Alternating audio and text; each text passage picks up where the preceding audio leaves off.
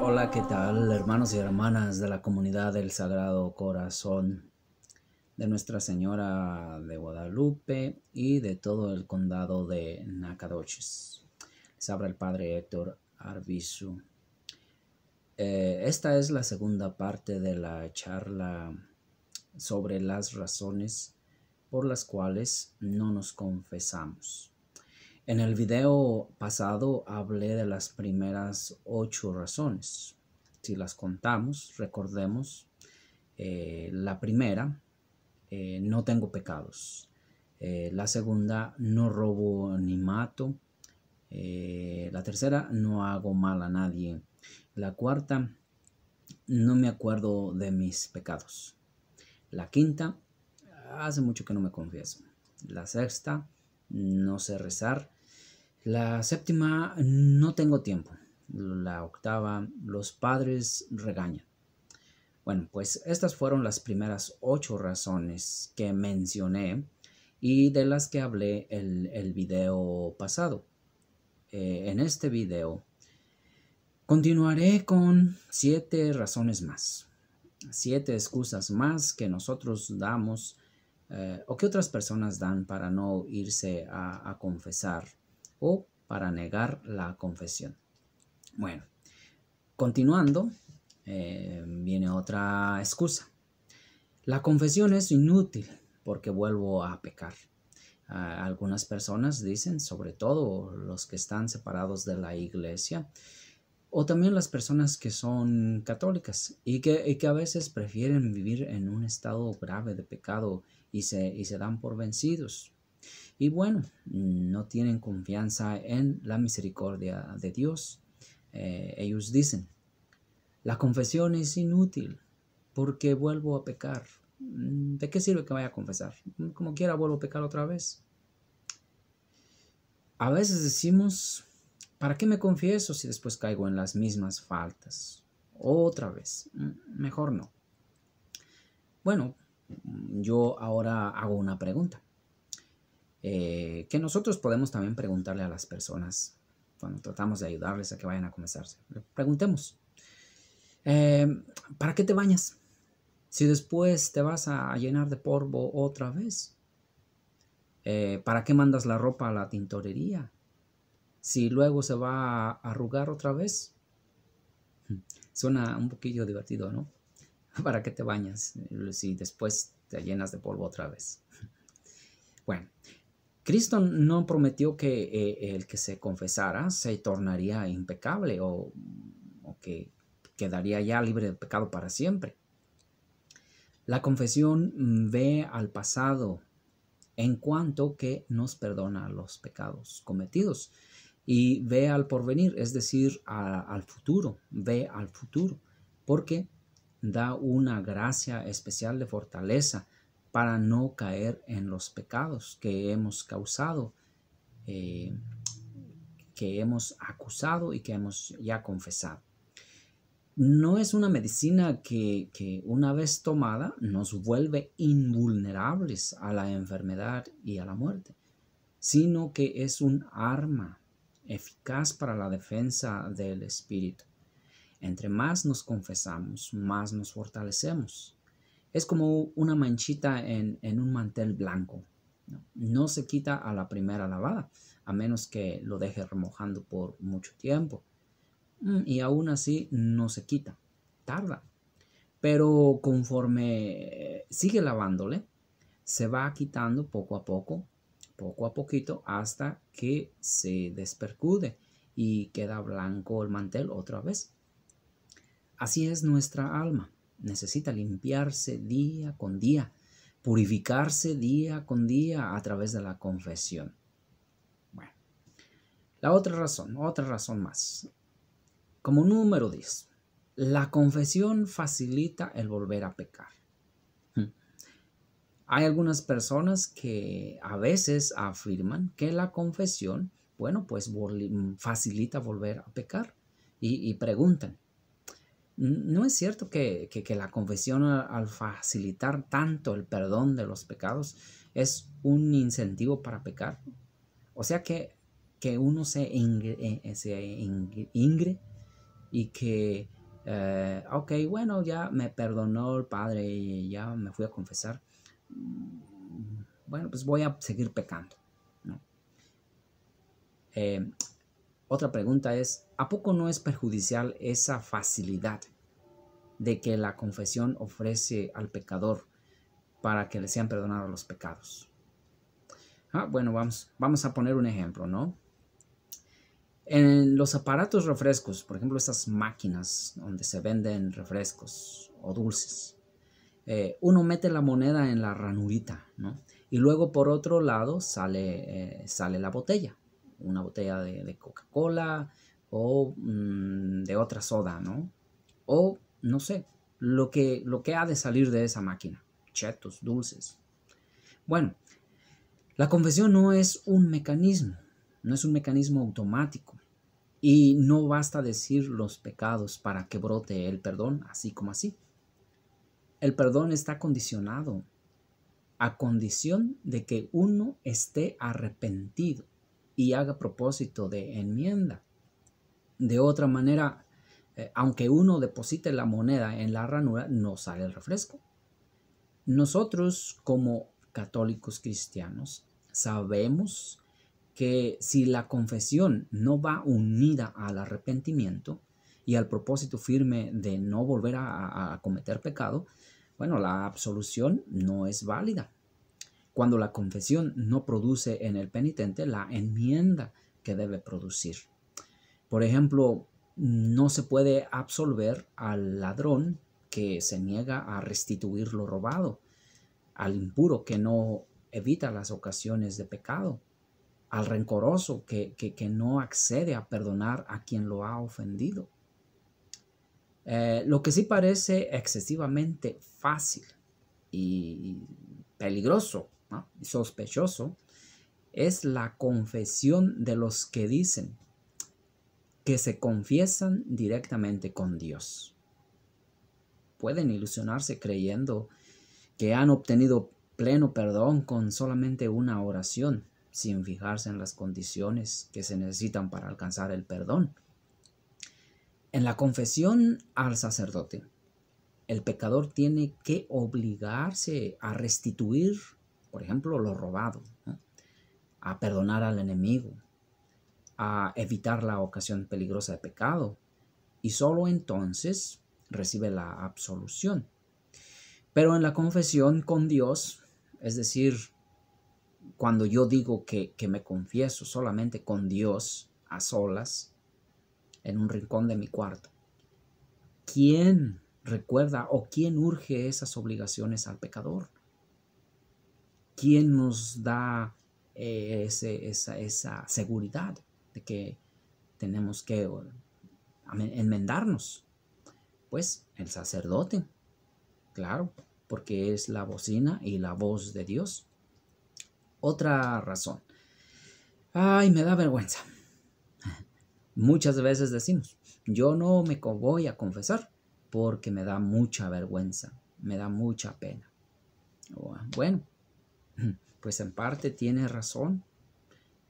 Si no nos gusta enfrentarnos a nuestra propia miseria y mirar detenidamente la podredumbre, ¿no? Esa podredumbre que te cargamos en nuestra intimidad, menos nos gusta mostrar a alguien esa otra cara de nuestra personalidad, como la que tratamos de ocultar a los demás, y aún más a nosotros mismos, ¿no?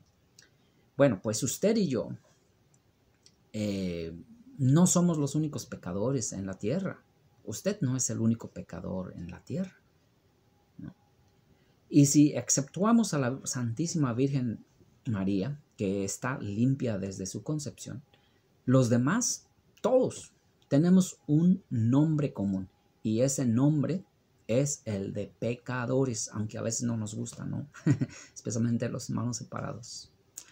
Y los actos pecaminosos son iguales aquí en Acaroches o en México o en África.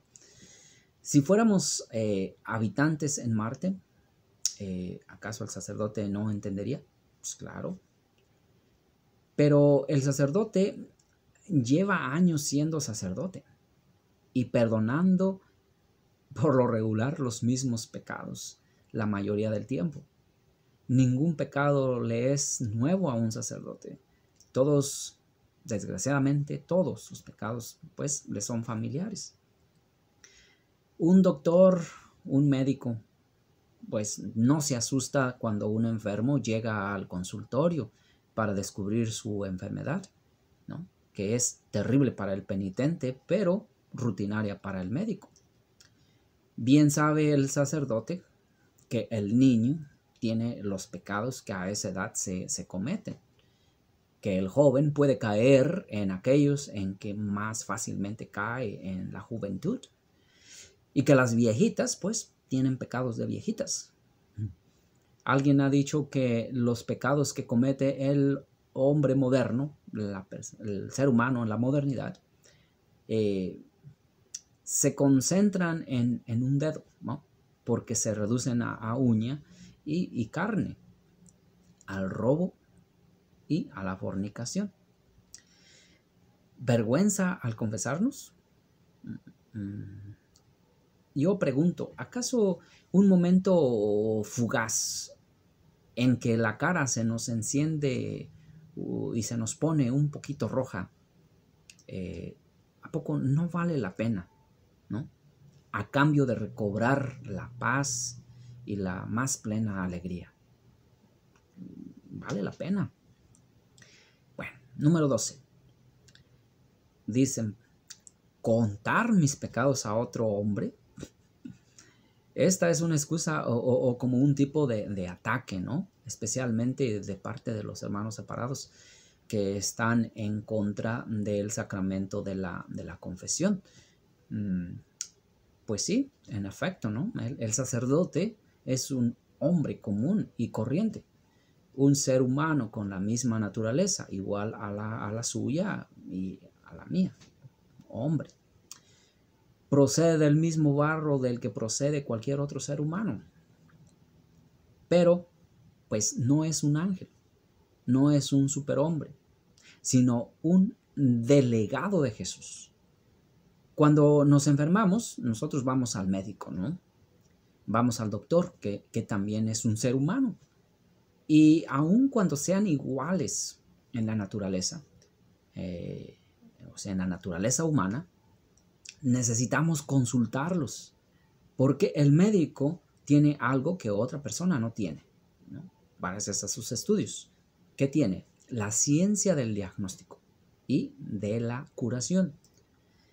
Cuando alguien se atreve a robarnos un terreno, a usurpar el terreno que se ha comprado legalmente, bueno, ¿qué hacemos? Vamos a un abogado, que es un hombre normal y a veces peor que uno, a veces peor que usted mismo. Pero vamos al abogado. Y bien sabemos que un abogado puede orientarnos en aquello pues, de que nosotros carecemos, ¿no? Y eso es el conocimiento y la aplicación de las leyes. El abogado lo conoce bien, yo no, nosotros no. El sacerdote es un hombre normal, un ser humano. Si cuando se va a la confesión le abrimos nuestra conciencia, es porque posee lo que otro ser humano no tiene, y es el poder y la autoridad divina de perdonar pecados. Por otra parte, no es verdad que a veces a las personas nos gusta contar a nuestros amigos, ¿no? Nuestros éxitos en el amor, nuestras aventuras, nuestras parranditas. No es verdad que a veces se cuentan los pecados, ¿no? Al médico. Yo no sé por qué se le abren las personas a veces al médico, le abren su corazón y empiezan a contar sus pecados, ¿no? Al psiquiatra, inclusive al abogado. En cuanto que las caídas morales repercuten en el organismo y en la vida social, ¿no? ¿Por qué hacemos eso? No es misterio, ¿no? Bueno, todo mundo sabe nuestros pecados. A veces tus compañeros de trabajo, la señora que limpia la casa y a veces hasta los vecinos que viven enfrente, ¿no? O los que viven al lado. Y aún más convierte sus pecados en espectáculos, ¿no? Hay personas que se ponen a gritar, ¿no? Andan ebrios, borrachos.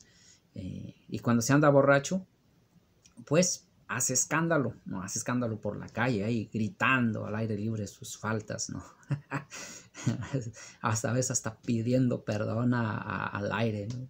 Perdóname, compadre, porque te no sé qué, no sé cuánto. Oh, perdóname, vieja. Solitos ahí borrachos, ¿no? Todo el mundo escuchándoles ahí. ¿Okay? Bueno, si confiesa sus pecados a los demás, ¿no? Si los demás se enteran de su vida pecaminosa, ¿por qué no se confiesan con el sacerdote? El único que guardará su secreto, el único que le aconsejará desinteresadamente para recuperar una vida digna y el único que le devolverá la paz de la conciencia. Ok, otra excusa. Los curas inventaron la confesión. Es como la número 13. Los curas inventaron la confesión. Pues esta es otra acusación que muchos hermanos separados nos hacen a nosotros los católicos. Yo me pregunto, aquellos que afirman eso, ¿podrían decirme a mí cómo se llamó ese cura famoso que inventó la confesión? Porque a mí de verdad me gustaría saberlo. Y estoy seguro de que a muchos de ustedes, mis hermanos y mis hermanas, también les gustaría saberlo. ¿Quién fue el cura que inventó la confesión?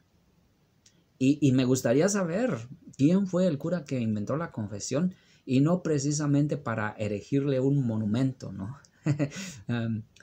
porque la confesión es el ministerio que más preocupa a los sacerdotes por la responsabilidad con que hay que iluminar las almas y resolver los más variados y complejos problemas morales. Y el ministerio que más cansa física y mentalmente al tener a veces que estar en el confesionario de 2 hasta 5 horas o 7 horas seguidas, pues cansa. Si un cura hubiera inventado la confesión, los demás le hubieran dicho, nos vas a meter en una tortura, posiciones incómodas, a estudios minuciosos, a problemas intrincados. Déjanos en paz. Pero si te empeñas en inventarla, siquiera que no obligue a que nosotros también nos confesemos. Eso le hubieran dicho. Hermanos y hermanas, mucho más que las personas laicas, los que tienen la obligación de confesarse frecuentemente son el Papa y los obispos, los sacerdotes, diáconos y religiosos, más que los propios laicos. Entonces, pues, nosotros meditemos. Y yo les digo, fue nuestro Señor Jesucristo quien instituyó el sacramento de la confesión como un signo sensible que perdona los pecados actuales cometidos después del bautismo. Ya ven que el bautismo borra la mancha del pecado original. Pues después del bautismo, la confesión borra esos pecados que se cometen después del bautismo. Nuestro Señor Jesucristo prometió a los apóstoles y sucesores la potestad de perdonar, según consta en las palabras que dirigió a San Pedro, ¿no? En el Evangelio de San Juan, perdón, no el Evangelio de San Juan, en el Evangelio de San Mateo, en el capítulo 16, versículos del 18 al 19, dice, y yo te digo, eres Pedro, y sobre esta piedra edificaré mi iglesia, y a ti te daré las llaves del reino de los cielos, y lo que atares en la tierra será atado en el cielo, y lo que desates en la tierra será desatado en el cielo. Con estas palabras Cristo prometió primero a San Pedro y luego a todos los apóstoles, de una manera universal y plena, la autoridad de vida para que procuren la salvación de las almas. Pero esta salvación no puede conseguirse sin el poder de perdonar los pecados, porque el pecado es el principal, o mejor dicho, es el único obstáculo para la salvación. Y lo que prometió el Señor lo cumplió. Después de su resurrección en medio de los apóstoles, dijo: la paz sea con vosotros. Como el Padre me envió, así yo os envío a vosotros. Habiendo dicho esto, sopló sobre ellos y les dijo: reciban el Espíritu Santo. A los que perdonen los pecados les serán perdonados, y a los que se los sostengan, a los que se los retengan, les serán retenidos. Esto lo leemos en el Evangelio de San Juan, en el capítulo 20, versículos del 21 al 23. A ver, espero que no me equivoque. Hay que buscarlo por ahí, hay que buscar en la Escritura. Esta potestad no implica simplemente la potestad de declarar que los pecados sean perdonados, como quieren los hermanos separados, sino que en verdad los perdonan todos, sin ninguna restricción. Con las palabras anteriores, Cristo declara que la misión que confiere a los apóstoles es semejante a la misión que él mismo recibió de su Padre, ¿no? Ahora bien, nuestro Señor Jesucristo no solo predicó el perdón de los pecados, sino que los perdonó, ya que para eso pues vino al mundo, para destruir el pecado. Ahora bien, ¿iba a morir con los apóstoles este poder de perdonar los pecados? O sea, que los apóstoles reciben esa autoridad, ese poder, se mueren y ya no hay quien lo tenga. ¿O es que después de muertos los apóstoles ya no iban a pecar los seres humanos, los hombres? Además, no había de continuar la iglesia, la obra de Jesucristo hasta el fin del mundo. En el Evangelio de San Mateo, capítulo 28, versículo 20, nuestro Señor Jesucristo promete a los apóstoles: yo estaré con ustedes hasta el final de los tiempos. De donde se deduce que el poder de perdonar los pecados no fue un don personal conferido a los apóstoles, sino una institución permanente que había de durar mientras hubiese pecadores en el mundo. Así como dice lo que he dicho, también lo afirma el Concilio de Trento en la sesión 16, en el canon número 3. Muy bien. Otra excusa, otra razón, como 14, dice: yo me confieso con Dios, que ya lo mencioné un poquito anteriormente. Ya había mencionado anteriormente esa presunción en la que muchas personas caemos, ¿no?, al decir: yo me confieso con Dios. Los hermanos separados, muchos, dicen que ellos se confiesan con Dios y nos dicen a nosotros: ustedes los católicos con el sacerdote, que es un hombre. Bueno, los católicos pues también nos confesamos con Dios, y los buenos católicos lo hacen diariamente al hacer el examen de conciencia, examinan su conciencia, con lo que preparan la confesión sacramental, que además realizan en el confesionario ante el sacerdote. Lo hacen delante de Dios. Por eso comenzamos la confesión con estas palabras: perdóneme, Padre, porque he pecado. O en ocasiones decimos: yo confieso ante Dios y ante usted, Padre, que he pecado, ¿no? Hoy en día hay muchas formas de comenzar la confesión. Después hablaré sobre esto. Cuando pecamos, Dios es el ofendido. Dios es quien ha de perdonar. Y aquel que pudo perdonar personalmente al pecador. Y en cada caso, quiso perdonar por intervención del sacerdote. A quienes les perdonen los pecados les serán perdonados. Bueno, pues vemos que esa fue su voluntad, la voluntad de Dios. Aquel que trata de confesarse con Dios, ¿no?, desde un rincón de su recámara o de su cocina o de su oficina o debajo de la cama, no sé. ¿Qué señal tiene de perdón? ¿Qué seguridad moral y psicológica hay de que aquellas faltas no siguen pesando en su conciencia? Una pregunta que hay que meditar, ¿no? Bueno, otra, la 15. Ya me confesaré antes de morir. Esta es otra excusa que muchas personas ponen, creyentes o no creyentes. Pero más que nada a aquellas personas, aquellos malos católicos que se acostumbran a vivir en un estilo de vida pecaminosa. Aquellos que dicen, ya me confesaré antes de morir. Yo les digo que tomar esa decisión es una decisión suicida. Es arriesgar demasiado. A ver, ¿quién nos dijo que vamos a tener una buena muerte acompañados de un sacerdote, rodeado de la familia y con todos los auxilios espirituales? Y no una muerte repentina ocasionada por un accidente inesperado, como suele suceder muy frecuente.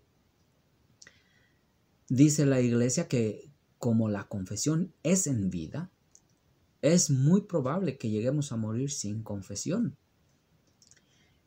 La Iglesia nos recomienda hacer constantemente un acto de contrición que consiste en arrepentirnos de nuestros pecados por amor a Dios, hacer el propósito de la enmienda y decir arrepentido y humillado el acto de contrición, ¿no? Por ejemplo, decimos cuando vamos a confesar, pero también constantemente. Decimos, Señor mío Jesucristo, Dios y hombre verdadero, Creador, Padre y Redentor mío, por ser vos quienes sois, bondad infinita, y porque os amo sobre todas las cosas. Me pesa de todo corazón haberos ofendido. También me pesa porque podéis castigarme con las penas del infierno. Ayudado de vuestra divina gracia, propongo firmemente nunca más pecar, confesarme y cumplir la penitencia que me fuere impuesta. Amén. Este acto de contrición se debería hacer a cada momento, ¿no? Porque andamos por ahí caminando, no sabemos qué va a pasar.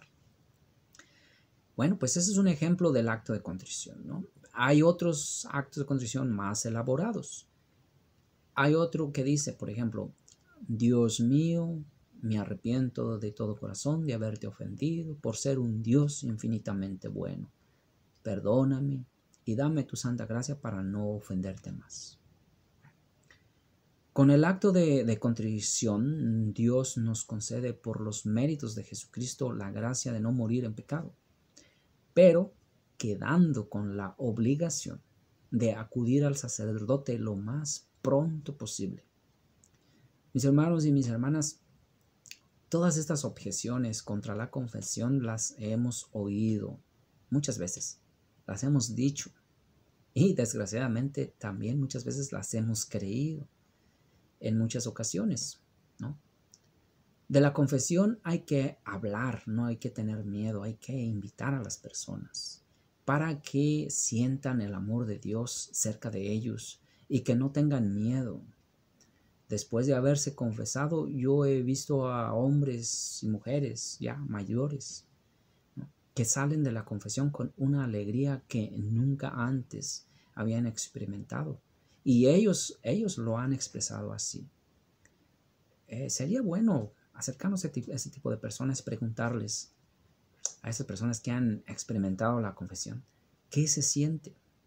Pedirles de su apoyo, de su ánimo, a todas aquellas personas que han experimentado el perdón de Dios a través de la confesión. pues pueden dar buen consejo a aquellos que por una u otra razón no se han acercado.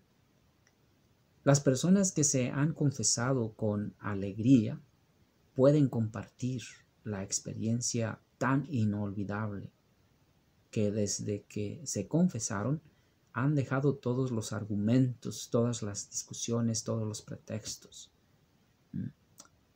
Porque uno de esos poquísimos ratos de felicidad en la vida es cuando Cristo misericordioso y bueno nos dice por medio del sacerdote: vete en paz, tus pecados han sido perdonados. Hermanos y hermanas, no sé si ustedes están familiarizados con San Juan Vianney, que es el santo cura de Ars. San Juan Vianney dice en referencia a la confesión, ¿no? Y cito literalmente: hijitos míos, reflexionen un momento.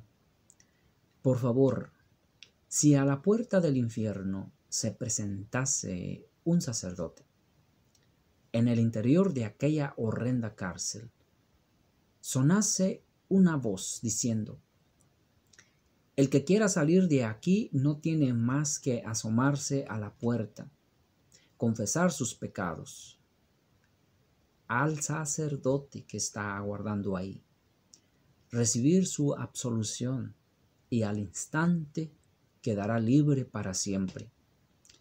Oh, hijitos míos, el infierno quedaría vacío al instante. Pero eso no ocurrirá jamás. Y cierro la cita. Bueno, pues esto es lo que nos dice el santo cura de Ars, San Juan Vianney, un santo sacerdote que pasaba 16 horas en el confesionario, confesando a las almas. Hermanos y hermanas, con esto llego al fin de este video y de esta segunda charla sobre las excusas y pretextos de por qué no nos confesamos, por qué no te confiesas, por qué no ir a la confesión. Hermanos y hermanas, que de Dios venimos y a Dios volveremos. Pero para volver a Dios tenemos que esmerarnos, purificándonos, santificarnos, lavarnos. Y para eso necesitamos el sacramento de la confesión, de la reconciliación. Que Dios me los bendiga y sigamos orando los unos por los otros. Sigamos pidiendo a Dios que nos dé paciencia, sobre todo en este momento difícil, y que no nos desanimemos. Hablemos de la confesión, sobre todo a aquellos que están más alejados de Dios.